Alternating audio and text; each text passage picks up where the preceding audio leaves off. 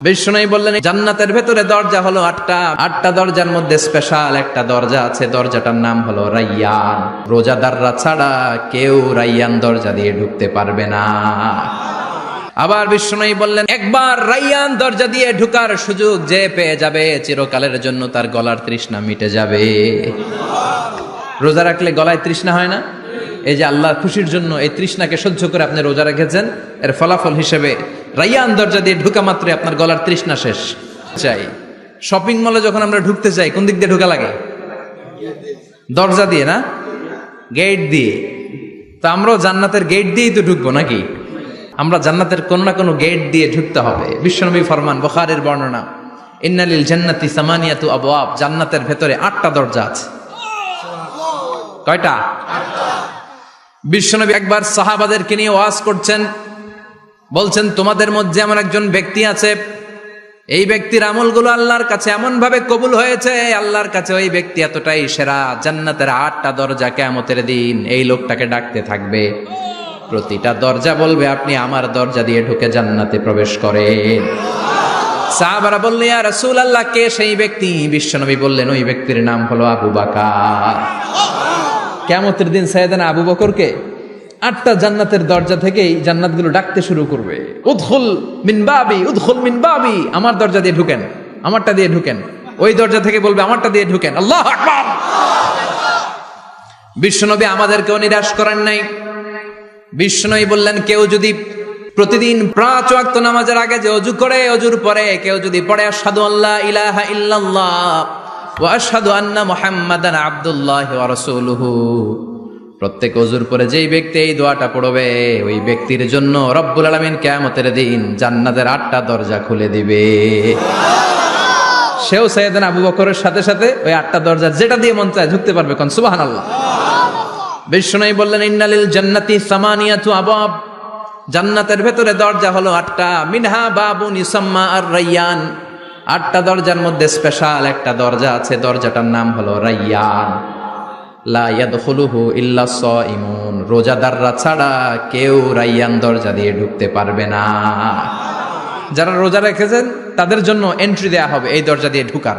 আবার বিষ্ণু বললেন মান দাখালাহু লাম ইয়াজমা আবাদা, একবার রাইয়ান দরজা দিয়ে ঢুকার সুযোগ যে পেয়ে যাবে চিরকালের জন্য তার গলার তৃষ্ণা মিটে যাবে। রোজা রাখলে গলায় তৃষ্ণা হয় না? এই যে আল্লাহর খুশির জন্য এই তৃষ্ণাকে সহ্য করে আপনি রোজা রেখেছেন, এর ফলাফল হিসেবে রাইয়ান দরজা দিয়ে ঢুকা মাত্রই আপনার গলার তৃষ্ণা শেষ। জান্নাতের 8টা দরজার কোনো না একটা দরজা দিয়ে আমরা ঢুকবো। এখন এই দরজার সাইজ কতটুকু জানার দরকার আছে না নাই? বিষ্ণু বললেন ইন্না মিসরাইন মিন মাসারি'i জান্নাত মা বাইনা মাক্কা ওয়া হাজার, সৌদি আরবের মক্কা শহর থেকে বাহরাইন শহর যত দূর, জান্নাতের দরজাটা হবে তত দূর। আমাদের দরজা কয় ফিট বাই কয় ফিট হয় বাসার দরজাগুলো? হ্যাঁ, আল্লাহু আকবার। জান্নাতের এক একটা দরজা সৌদির মক্কা শহর থেকে হাজার হচ্ছে বাহরাইনের একটা শহর, এই 2 শহরের মাঝখানে যত দূর জায়গা, এত বড় জায়গা, সেই হিসেবে কয়েক কোটি লোক এক ধাক্কায় ঢুকবে। কয়েক কোটি লোক এক ধাক্কায় ঢুকে যাবে। চিল্লায় পড়েন আল্লাহু আকবার। আমরা যেন ওই জান্নাতের ভেতরে ঢুকতে পারি, একসাথে পড়েন আমিন। তবে জান্নাতের ভেতরে অনেকগুলো ক্লাস আছে, সব জায়গায় ক্লাস মেনটেন হয়, ঠিক কিনা? বড় স্যার, মেজো স্যার, ছোট স্যার, বড় হুজুর, মেজো হুজুর, ছোট হুজুর, business class, economic class, platinum class, হ্যাঁ, promo class, first class, second class, third class, last class আছে না নাই? জান্নাতের মধ্যে এরকম ক্লাস আছে। বিষ্ণু বললেন সবচেয়ে দামি ক্লাসের নাম হলো ফেরদাউস।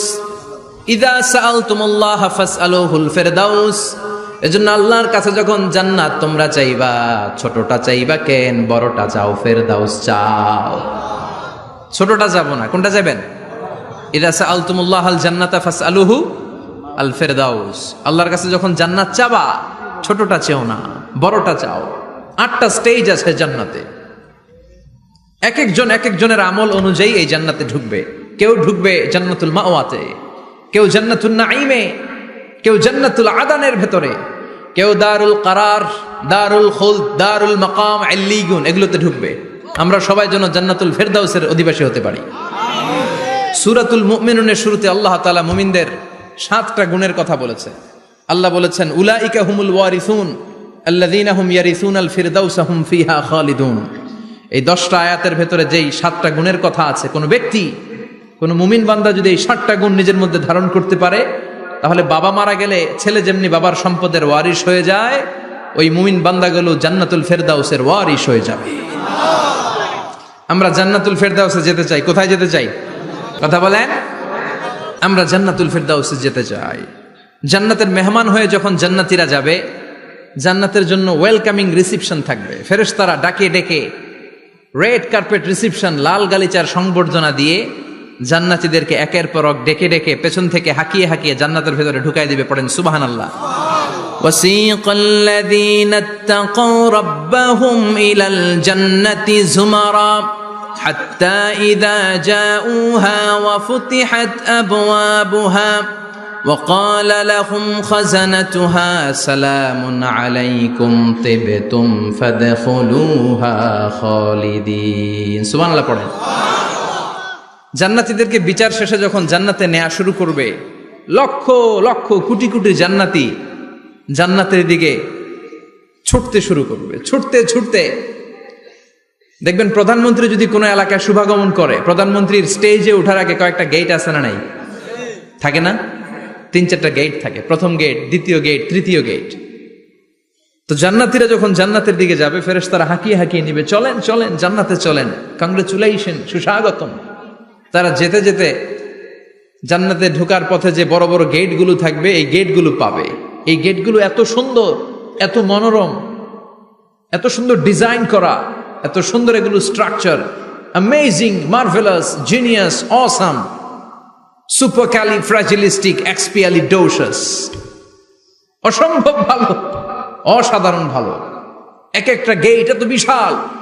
এই গেটগুলোর আশেপাশে বিশাল মরুদ্যান, বিশাল বাগান, বিশাল ফুলের বাগান, বিশাল খাওয়া দাওয়ার ব্যবস্থা।